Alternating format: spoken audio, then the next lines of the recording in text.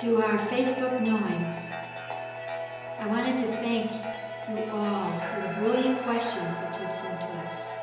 And though, of course, I can't answer all of them, I wanted you to know that I do see them all. And I'm sending you great love and the most radiant light. Chris, this question is from Stavo Kraft. A lot of people feel comfortable with discussing cosmic or astral energies, but not comfortable with other higher life forms occupying the surrounding galaxies. We've had far more visitations reported by mass media sources in the last few years about full daylight mass UFO sightings, usually explained away falsely by authorities as a weather balloon. Do you suspect it's possible that we will soon make contact in a historical way? And might our deteriorating ecosystem be a reason higher life forms would finally intercede? Thank you. That's a question very close to my heart, because I think most scientists today, and any thinking person, would allow as a how we are not alone in the universe. And my higher self has always said, but of course, and what shall we do with that? And so the possibility that we are attracting other life forms from other areas outside of our planet or our solar system or our galaxy even allows us to contemplate what other more advanced sentient beings could give to us and what we could give to them.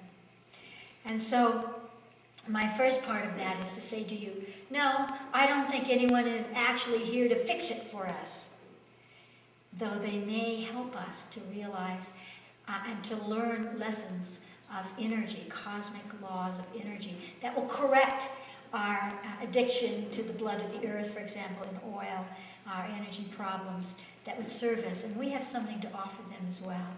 But so our declining ecosystem is whispering to us, will you come back into your bodies and allow the intelligence of your body to help you to see how to link up spiritually and psychically with other sentient beings, be they worms or be they eagles or horses, who could tell us how to align, how to grow our crops better, how to trust the cycles of wind and water on this planet in such a way that supports all of life. This is for us to master so that we can go on beyond this particular earth plane. Now, what have we to offer to these beings? We have this incredible human heart.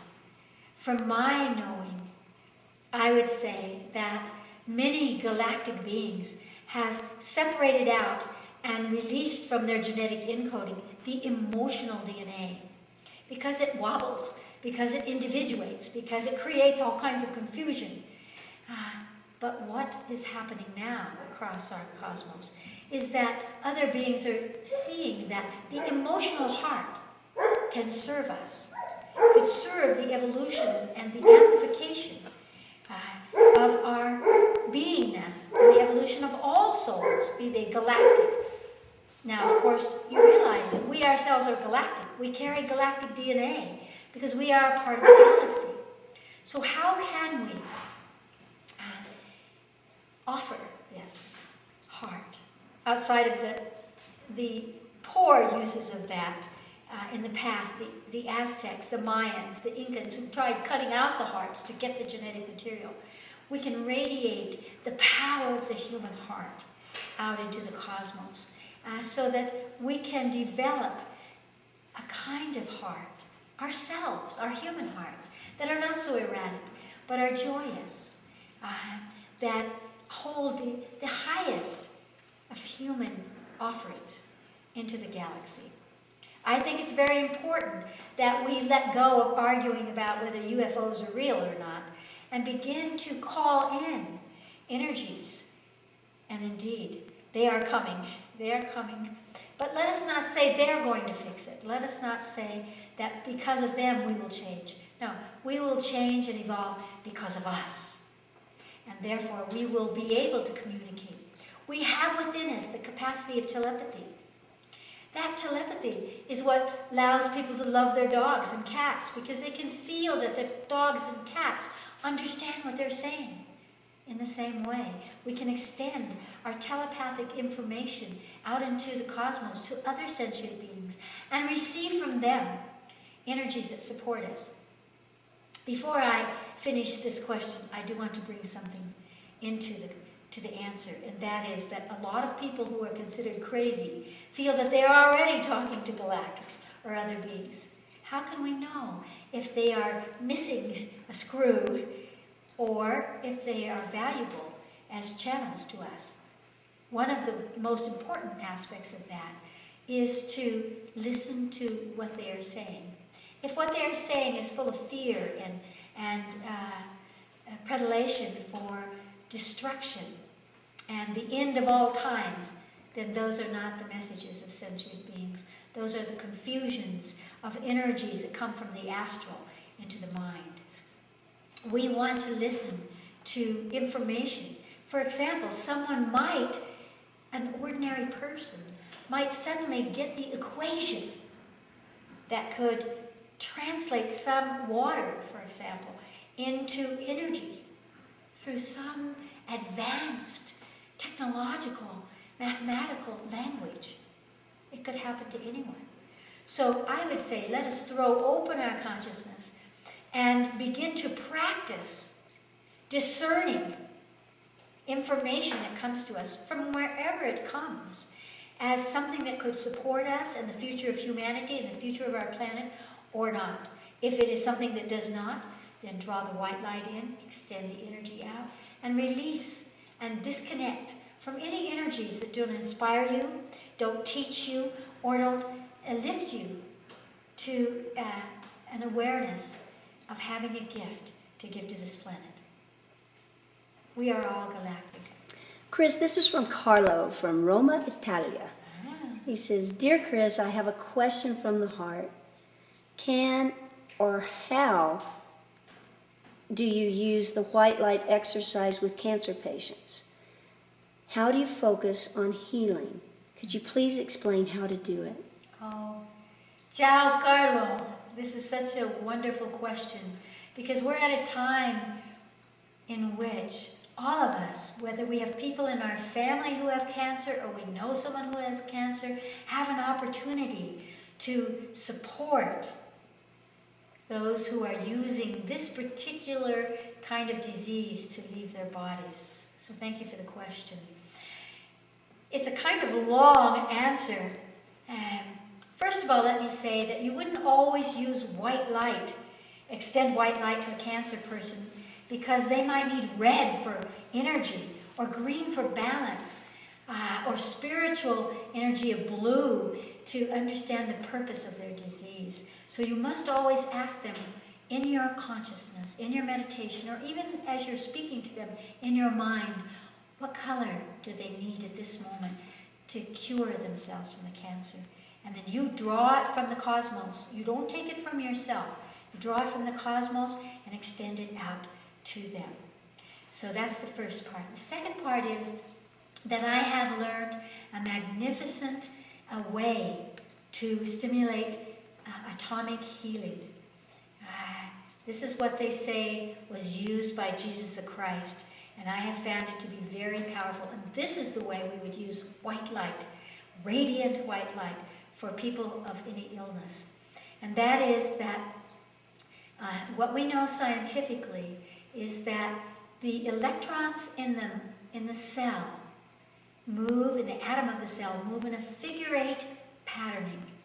And they move in this figure-8 patterning in the frequency of white light. And they do that in a multidimensional frequency, so it's very, very fast. What you must do is to imagine that you are moving, that you are on this figure-8 of white light at that speed. And that as you create that figure-8 of white light, what happens is that the electrons that have been knocked off that pattern because of free radicals, because of disease, will go back to moving in that figure-8 pattern. And that causes an atomic shift wherein the cells come back into their perfect alignment. And this is why this is so powerful. So what you would do is to extend your consciousness to maybe they have liver cancer or lung cancer, or to the mind of a cell within any organ or part of their body. And you extend your consciousness, and then you would begin to visualize this figure eight of white light. And as you feel this fast, fast frequency, you extend your consciousness so that you are creating an amplification of this white light figure eight, which allows the electrons to rebalance the atomic structure of the cell. And that as you do that, you're commanding their cells to move back into perfect alignment. Now you can do that over a whole organ, just using the figure eight of white light, moving. The second part of that is to listen to the hum of the atom. What science discovered is that as these electrons move in this figure eight of white light, they create a whirring or a humming sound. Now, this is their humming sound, not your humming sound. But if you are focused on moving their electrons into this figure eight of white light, you will begin to feel or to actually hear the sound of the atoms whirring. And you can make that. It may sound like anything, but if you make that, you will vibrate with that. And then as you are vibrating with that, you can imagine that they are vibrating with that. And this creates very fast changes. What I would say is, if there's anyone you know that has cancer, teach them this exercise. I spoke of this exercise in a book that I wrote, which is called Feminine Fusion. And I think Feminine Fusion is actually written or translated into Italian. So let me just say that I extend the highest frequencies of healing energy to everyone in Italy and all the people on this planet who are suffering from this disease of cancer.